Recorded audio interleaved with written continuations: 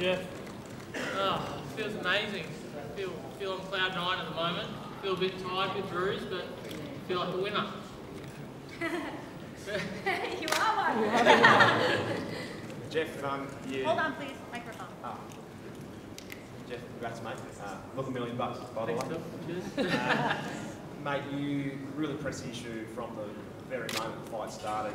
People were trying to guess what your game plan was, but just take us through those first couple of rounds, how you felt out there, how you got into your work, and how you just adapted to Manny. I just felt like he couldn't get a hold of my gap, and I was feinting a lot, trying to upset his rhythm, and I think that was working throughout the majority of that fight.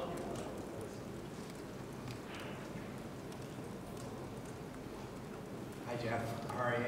You didn't seem at all overawed by the occasion. Just how did you mentally deal with such a huge crowd? Look, I feel like I perform much better in front of a crowd, and I don't know why. I don't know. I'm just wired that way. If no one's there, I usually just don't try very hard. But the more people you have in the ring, even if I'm just sparring and it's not competitive, I just still perform a lot better. I usually have a really bad last spar, but I had about the whole gym was packed on the day, and I had a real good last spar. So it's just going to be 10 times better when I have 50,000 people there cheering me on. Jeff, congratulations. Just take us through those moments. I think it was in the 9th round. Probably we were in a bit of trouble. It was a really tough moment in the fight. And what kept you going in that difficult moment? Look, that was just, I guess, my heart just kept me going. I was just like, yeah, he got me with a couple of good shots in that round, and I did go back probably more in that round than any other round of the fight, but I still felt good. A bit blur in that right eye. I don't know if it was a head clash or it was a punch, but I came back in the 10th, 11th and 12th. So what did... Don, hold on, please. Sorry. So what did Glenn say to you after the rocky 9th round, a little bit rocky, in 10th round?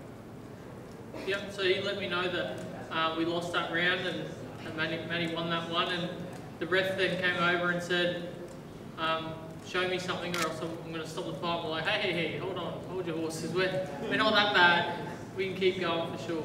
And somebody remarked that you undid the tape yourself 3 or 4 times so you could get a respite. I don't know how to do that. It's a good magic trick if I could do that. I'm good at magic, not that good. Bit hard with a boxing club on to do something like that. The referee actually asked me, do you want me to stop the fight at the end of the 9th round? But I said, no way. I said, I know Jeff, no way. I knew that give him a minute to clear his head, he was good to go again. Question for yourself. You came under a bit of scrutiny over the course of this week leading into the fight. How vindicated do you feel right now? Well, we always said we would shock the world today. And I said yesterday, today would be Sunday, bloody Sunday.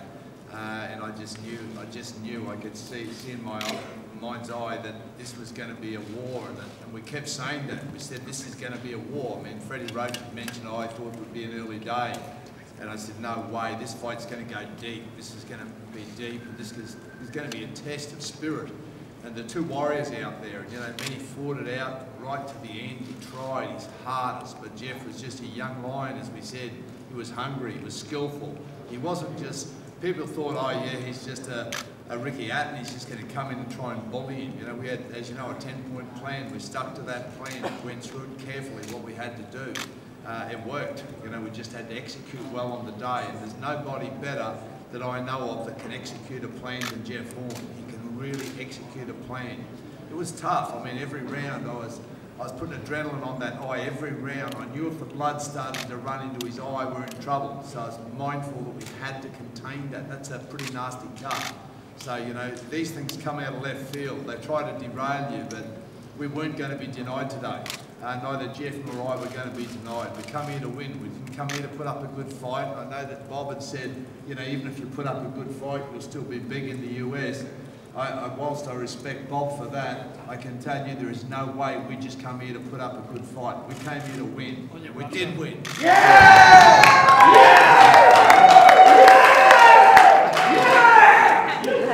Congratulations, Jeff Horn. Congratulations, Glenn. Can you just talk about, Manny Pacquiao's speed and power? He was quick when he put the combinations together, but I felt like the gap, controlling that gap, that distance, it really made it a lot easier to see his punches coming, and I could easily just step back and dodge a few of them and then counter him with my own. So that aspect, which is just the size difference of both of us, was a big advantage.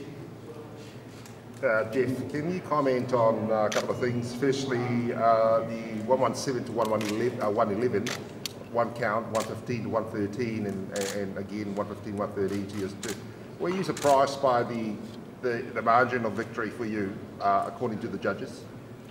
No, not really. I wasn't really surprised. I was going back to the corner, and the guys were letting me know that I was probably winning majority of the rounds, but obviously he's champion. He's got to edge some close rounds, and I was happy that I won the fight. I'm just stoked that I won it, especially unanimously.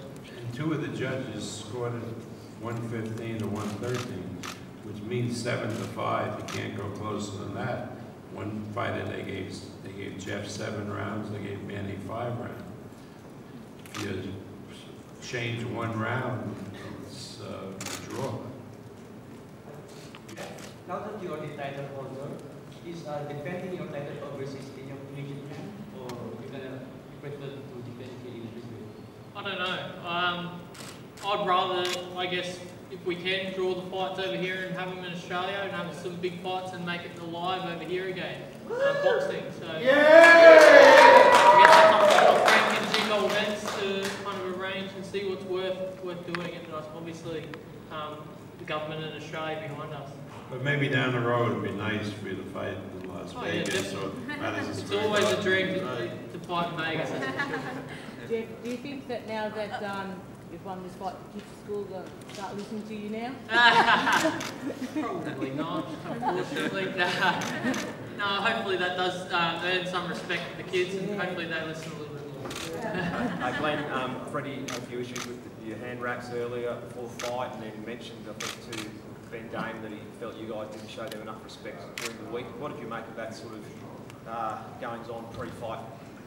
Well, you know, again, for some reason, Freddie, you know, didn't like the colour of the tape. You know, he said it's brown, it's got to be white. I said, hang on, it's fabric tape. I mean, fabric tape is like fabric tape. Well, what does it matter what colour it is? And the WBO official didn't seem to have a problem with the colour, but Freddie did. And I said, Freddie, no problem, we'll use white tape. If it's really concerning you, the colour of the tape, we'll use white tape. So he brought his tape in, and I said, okay, you happy to use that? We did use that. So, you know, I'm happy. I'm not going to let anyone derail me. You know, there's no way anyone's going to derail Jeff or I and say anything at all that will upset me. You know, we're both in the zone here. We had a job to do. So if that's the way. I thought they were a little disrespectful when they were saying things like Justin Fortune said yesterday that the only way Manny Pacquiao could lose his fight is if he tripped on the way to the ring. That's a little disrespectful. Well, that's because he's Aussie. Yeah, that's right, maybe, I don't know. I thought that was, Freddie has always been very good to me, but no problems with him, nor Manny. I think Manny's a legend, I still do. Fought his heart out today, you can never ask for more than that. Yeah, a couple of things happened. I mean, saying that they thought it would be early, I thought, no way. I've visualised this fight over in my mind many times. We've gone over the strategy. As I said, you plan the work, you work the plan. We did that to perfection. Jeff executed beautifully today, and it just went pretty much exactly how I thought it would go. Going into the 11th round, I said to Jeff, if this fight's close, either you're in front or it's 5-all. I said either you're in front by 1 round or it's 5-all. It's close. We really need to bring it home hard here, Jeff. And I thought Jeff won the last 2 rounds. So I was confident that we had the fight. I thought we've got the fight. There's not going to be a lot in it. There'll be 1 or 2 points, couple of points, mate. You know, there won't be a lot in it. But I was really confident we'd done enough to win the fight. And thankfully the judges saw it the same way I did. Jeff, Dico, do you have the scorecards? Dico, do you have the scorecards? Who? Paco. Good. We don't speculate on the judges. I think it was 215s to 113. Yeah, right. Yeah, it was a little bit wider. I know the one judge was American. Who were the other 2 judges? Argentina. I'm not sure. I looked at them some time ago, but they went from the Philippines. I know that. All right. The first judge, the one that had 117 to 113, 117 to 111. That was Roldan. He's the Argentine. Yeah. And Flores had it 113 to 115, and you're quite correct. He scored both the last 2 rounds for Jeff. And Ramon Cerdan had 113 and 115, but he scored the 11th round for Manny and the 12th round for Jeff.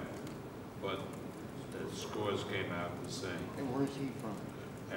I don't know, where is Cerdan from, Pablo? Where?